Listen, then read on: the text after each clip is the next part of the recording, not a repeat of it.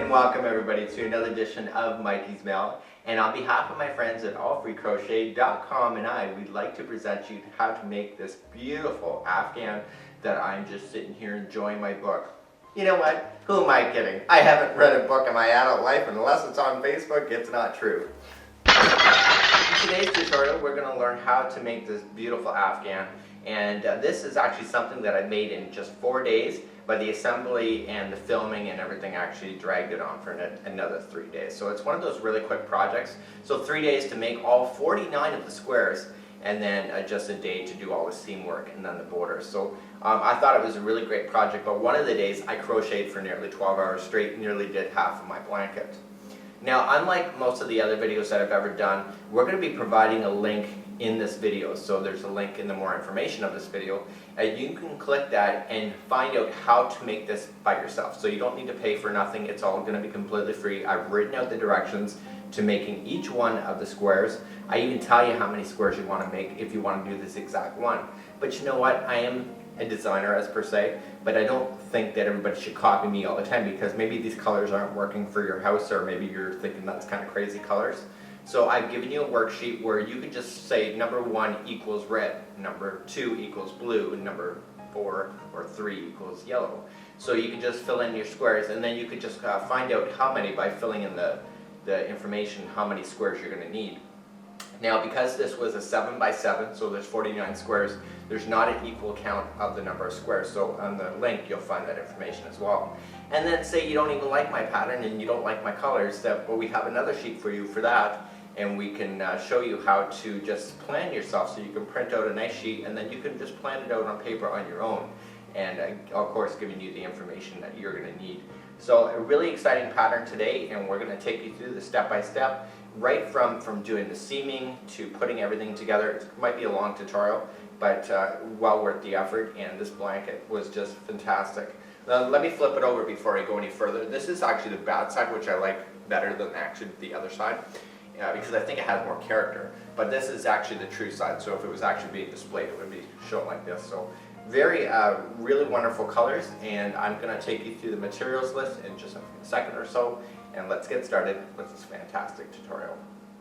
The materials list is actually really simple, and what we have here is that we've used 16 balls of yarn altogether. I've decided to use the Bernat Softy Chunky line because I thought it would be a lot softer, and I know people get really worried about their budget when they hear of a chunky yarn being used. But you can substitute with the cheaper yarn, 4-ply worsted acrylic yarn, but make sure that your family of yarn stays within the same. So if you don't switch from chunky to the cheaper yarn, chunky to cheaper yarn, because by using the chunkier, it actually makes your squares bigger, it makes them thicker. And when you're using the cheaper yarn, it'll make your squares smaller and thinner. So they'll react differently on your blanket, and they'll probably stick out like a sore thumb. So we're using 16 balls of yarn, and the white is the common color of everything. You will need 6 balls of white. You'll need 2 balls of orange, 2 balls of ocean blue, 2 balls of gray, 2 balls of teal, 2 balls of purple, and a 6.0 millimeter hook in order to complete this project. The wonderful thing about this project is that you don't need to continue to do every square completely every time. You can actually just break down your steps into 3. And my point being is, because you're doing a color change, it gives you an opportunity to come back at another time and actually continue along with the same square but doing a different process. For example, you know what, I don't ever do one of these squares start to finish and then start to finish, start to finish. I actually just do my centers for a little while, and then I get bored of doing the centers, so then I pick up the white and then I start doing the white, and then I get bored of that, so then I'll go and make centers of another one, and then I'll come back and maybe do a border of this one and then start adding it to my pile.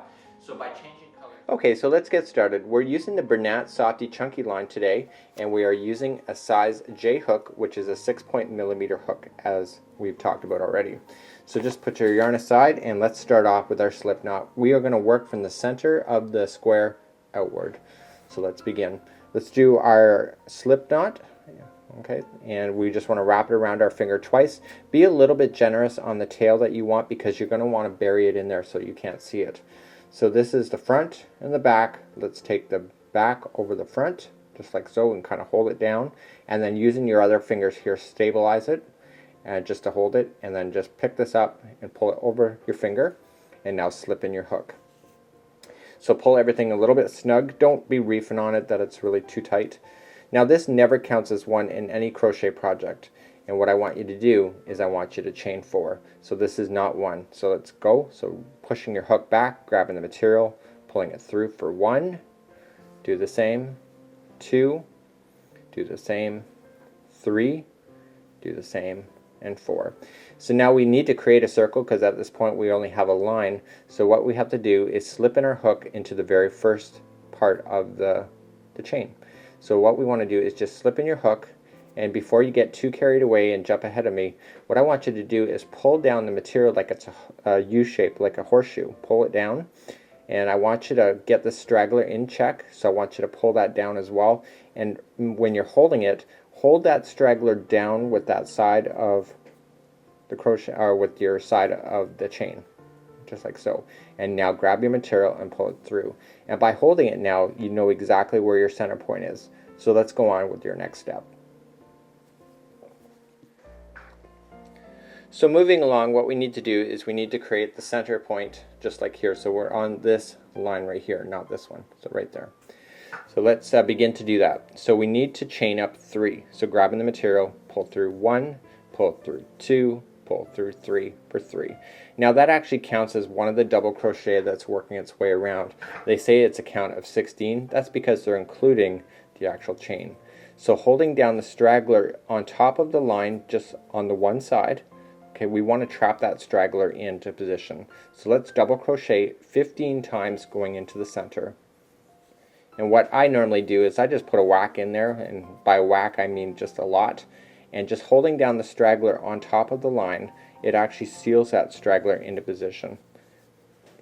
And if the straggler's too long, you can safely cut whatever's left sticking out of it at the end and not worry about cutting it too short to the knot that it's actually going to make your project fall apart. So just continue to put in there. We need a total of 15 double crochets, and the chain acts as a double crochet, so it's actually a total of 16. So let's keep on going. So let's double crochet ourselves, and you're just kind of rotating, and as you're rotating you're making sure that straggler is kind of staying on top so that you can continue to seal that bad boy into position.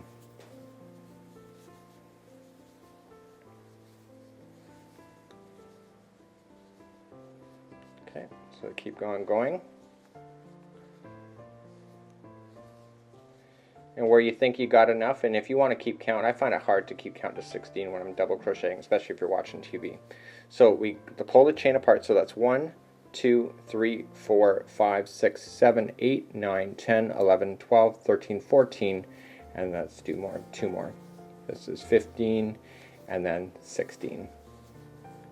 And now we want to create a slip stitch. So what we just need to do, this is the chain that came out when we started, we want to put it into the one that's on the top.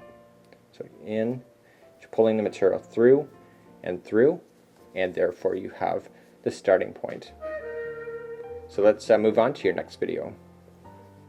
So now we're going to create what is called almost like a petal area, but in actual fact we're now creating a circle, and that is really easy to actually do. It's more simpler than you realize. So let's begin again, and we want to chain up 4 this time. And the reason why we're chaining up 4, I'll explain it in a second. So 1, 2, 3, and 4. Okay, and now we want to go into the very next stitch available, which is right there, for a double crochet.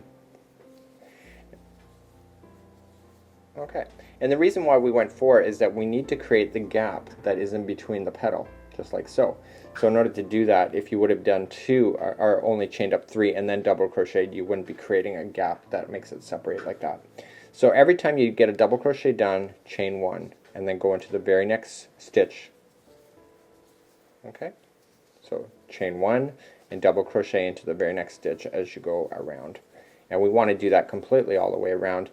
And I explained to you earlier upstairs that, you know, I do everything in stages. So what I would do, because this is the final part of the green before switching to the white, I would have done a whack of these circles at the same time, because your mind is prepared to count, it's prepared to make the same steps in your hands, and it's a lot easier than it is to somehow change your process every time with the different things that you need to do with the square. So chaining 1 in between each one of the. Okay. So you need an actual total of 16. Okay, and you need to make sure you have to count and make sure you have those 16 before finalizing this rotation. If you do not finalize it, you may end up with 1 extra or 1 short, and then when you go to do your white step, you'll realize it, and then you'll have to backtrack. So it's easier to count at the end of this thing. Now you'll find probably the next one is actually your last, because I've done like 49 of these, well actually probably 50.